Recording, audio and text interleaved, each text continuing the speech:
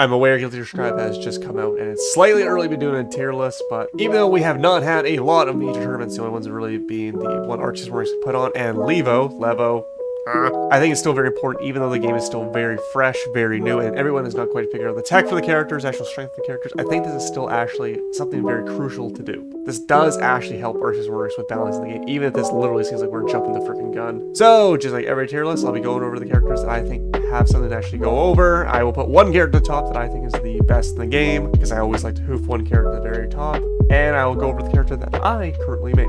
And hard cut to when she's done. Power of editing, baby! So this is currently where I think every character is standing. So if we take a look at number 1, no surprise, not one bit. Nope, Jack. Soul, I have full screen corner carry, bad guy. Shut up! The character is without a doubt the best in the game. I'm not even gonna say he's fantastic, he's amazing, he's phenomenal.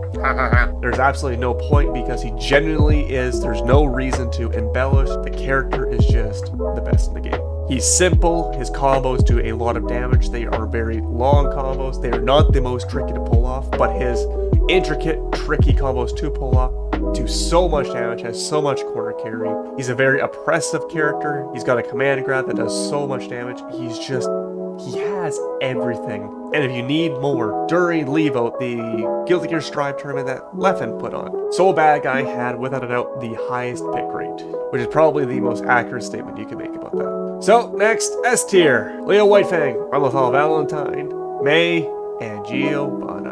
The only real surprise is actually going to be Leo, and he's the actual reason for making a tier list as early as making one. Leo is without a very strong character, he's a very impressive character. His mix-ups are fucking crazy. And this is the entire reason behind Leo's and the tier list. Leo's mix-ups are insanely difficult right now because it's the very beginning of the game.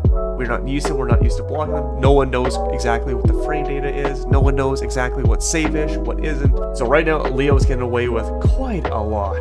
Now, saying this, am I discrediting what Sonic Fox and what they actually did at Levo? Absolutely not. They are a fucking phenomenal player, and I'm not trying to ever diminish anything that they have accomplished, but without a doubt, in time, it will definitely get a lot simpler to block Leo right now. Sonic Fox is still an absolute beast and a half, but next, A tier, we have Kai, Axel, Ino, Zato1, and Angie Mito. I think the really only surprises here, if you've actually seen my previous tier list or in the second open beta, would be Axel Low and Angie Mito. In the previous tier list, I had them actually in the S tier. Did I actually hoof them here because they actually weren't as strong? Honestly, no. But honestly, they're actually down here where they are just because every character just seems to be much stronger than I was anticipating. I'm not saying that they're weaker. I honestly think that Angie Mito and Axel Low are still absolutely phenomenal characters and are still incredibly strong. But it is very clear that the S tier is very, very dominant. And I guess another thing that is contributing to, say, Angie Mito in particular being where he is placed is the fact that he actually has a very low play rate. Right now, if we look at it, Soul Bad Guy, Remlethal, May really have high play rates, where Angie Mito doesn't see a lot of play. So it's also kind of difficult to actually judge where he stands currently. But someone who is very comfortable with this character will make this character seem absolutely just horrifying. And I guess another character would be my main, Kai.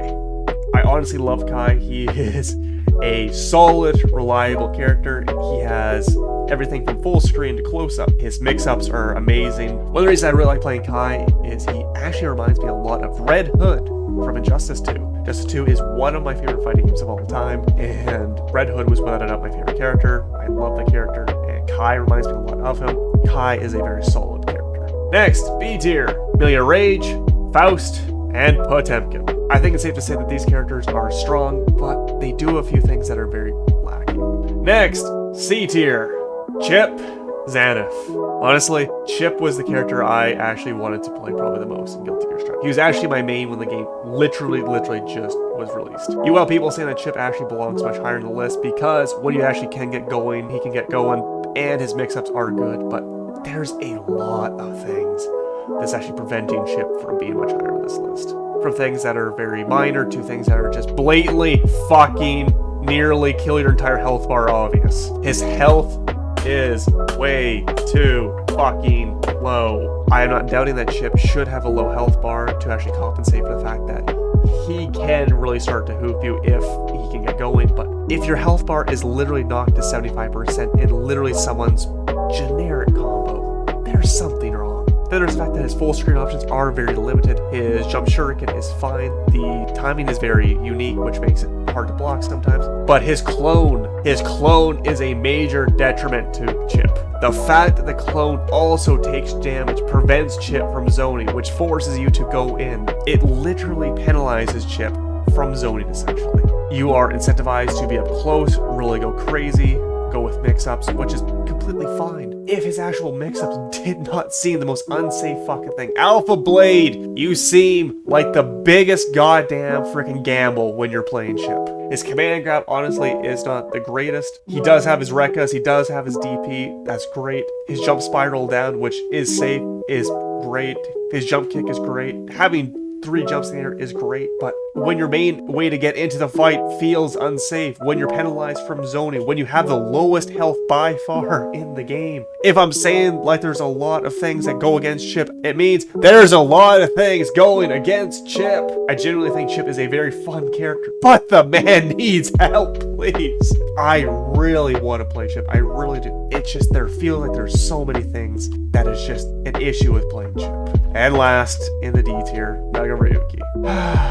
There will be people who argue that Nagaryoki does not belong in the D tier. And that's fine, but the reason Nagaryoki is in the D tier, short and sweet, passive. The man's blood well. His combos are fun, his jump in's great, his range is great, the character design is great, the aesthetics are amazing. He's a fun character, and every Nagaryoki player literally agrees when his passive pops and he literally has his moveset change and his health just melts. This is not something that is literally up for debate whether, well, it's actually not as bad as you say. You literally have every player literally say, oh fuck.